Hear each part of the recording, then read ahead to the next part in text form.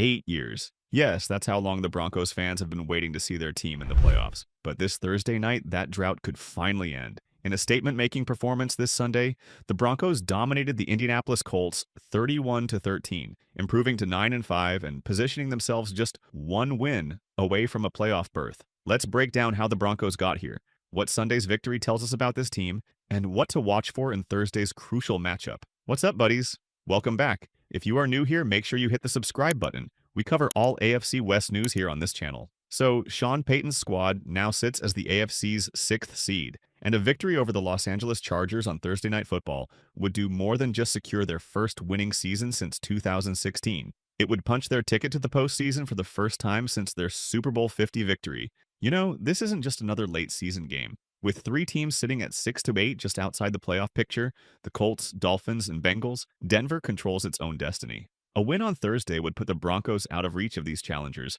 marking one of the most remarkable turnarounds of the 2024 NFL season. The landscape in the AFC is fascinating right now. The Broncos have positioned themselves firmly in the playoff hunt, but what makes this even more compelling is how the dominoes could fall on Thursday night. A look at the AFC standings tells a clear story.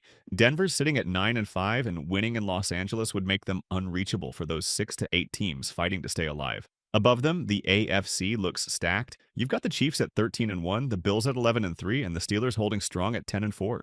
The Texans and Ravens are matching Denver's 9-5 record, while the Chargers are right behind at 8-6. Houston is out of the question as they are leading the AFC South. What's particularly striking about this Broncos team is how they've managed to climb from the bottom of the AFC into legitimate contention. The defense has become one of the league's most formidable units, now tied with Philadelphia for fewest points allowed this season. This isn't just about squeaking into the playoffs. The Broncos have forced their way into the conversation as a team nobody wants to face in January. The national media is taking notice too. In the latest USA Today Sports Power Rankings, Denver jumped 3 spots to number 10. That's ahead of several playoff contenders and shows just how seriously this team needs to be taken. When you look at where they were at the start of the season compared to now, it's the kind of turnaround that makes the NFL so captivating. Sunday's victory over the Colts gave us a perfect snapshot of what makes this Broncos team both dangerous and intriguing. Let's start with the defensive masterclass, particularly from Nik Bonitto. What we're seeing from him is historic. He's become the first linebacker since the 1970 AFL-NFL merger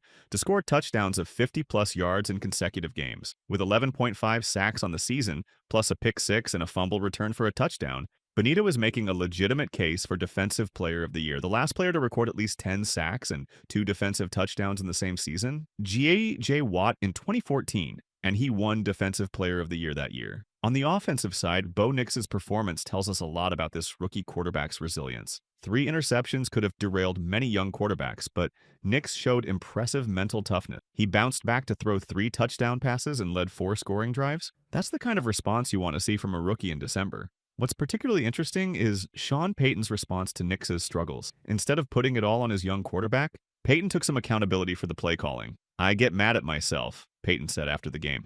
"A couple of the calls I gave him, there were some forced throws and then a few calls that were dumb by me. I have to be better." That's the kind of coach-quarterback relationship that builds trust and resilience. The ground game continues to be a concern, though. Before exiting with a quad injury, Jaleel McLaughlin managed just 21 yards on 7 carries, while Javonte Williams struggled with 15 yards on 6 attempts.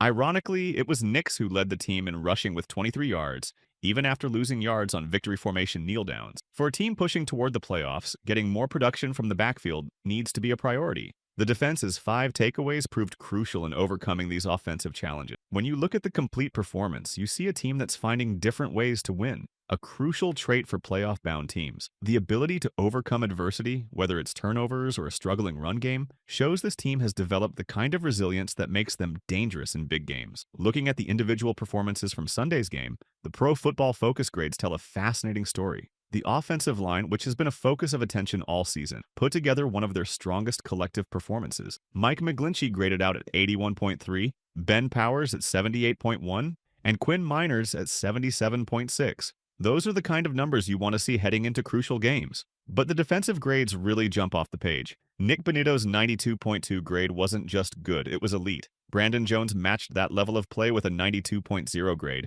while rookie Chris Abrams-Draine continued to impress with a 79.4 grade. What's particularly notable about Abrams-Draine is how he's emerging as another gem uncovered by Denver's scouting department. His development could prove crucial with the current injuries in the secondary. The receiving core numbers weren't as impressive, with several key players grading below 50. Devon Vell at 45.2, Troy Franklin at 45.8, and even veteran Cortland Sutton at 49.9 indicate there's room for improvement in the passing game. These numbers align with what we saw on the field, a passing attack that had moments but lacked consistency. The special teams unit deserves attention too, particularly Marvin Mims with an impressive 86.2 grade as a returner. In games where offensive production might be limited, having a strong special teams performance can be the difference between winning and losing. This performance has caught national attention, and for good reason. The jump from 13th to 10th in the NFL power rankings reflects what the analytics are showing. This is a team that's getting stronger in key areas at exactly the right time.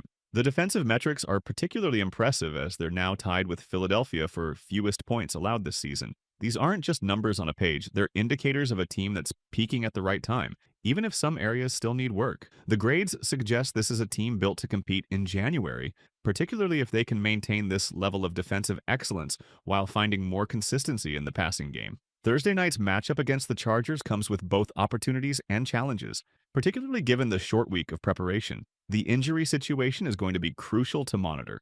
Pat Surtain's status is particularly encouraging. He was a full participant in Tuesday's walkthrough practice after suffering an ankle injury, and he's reportedly feeling better. That's significant for the secondary stability. The cornerback depth is something to watch closely. Riley Moss, who's dealing with a knee issue, was limited in practice after not participating on Monday. While he was seen working out before the Colts game, his availability for Thursday remains uncertain. If Moss can't go, look for either Chris Abrams-Drain or Damari Mathis to step up opposite Surtain with Jaquan McMillian handling slot duties.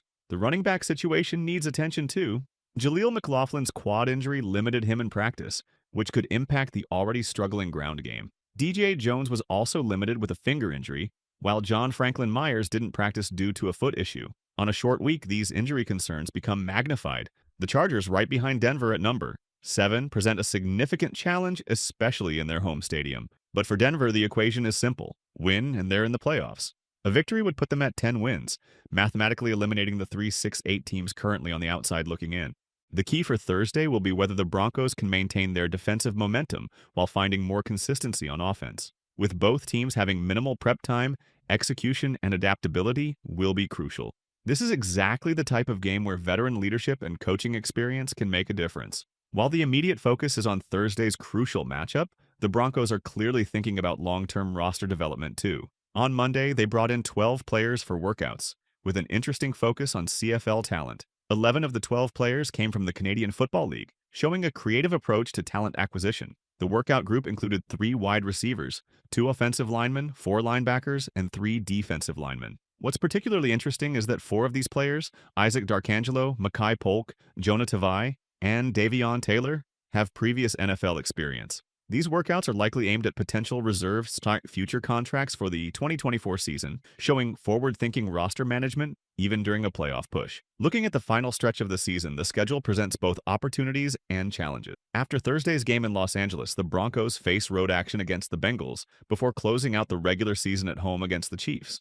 Each game carries significant playoff implications, but the immediate focus has to be on taking care of business against the Chargers and securing that playoff spot. This combination of immediate playoff push and future roster building shows a franchise operating with both short and long-term vision. It's the kind of balanced approach that successful NFL organizations need to maintain sustained success. So, the stage is all set for a pivotal Thursday night in Los Angeles. 8 years of waiting could end with one win. What do you think? Will Bonitto continue his historic defensive run? Can Bo Nix bounce back from those interceptions? And most importantly, will the Broncos finally punch their ticket to the playoffs? Drop your predictions in the comments below. And hey, if you enjoyed this breakdown, don't forget to hit that like button and subscribe for more AFC West coverage.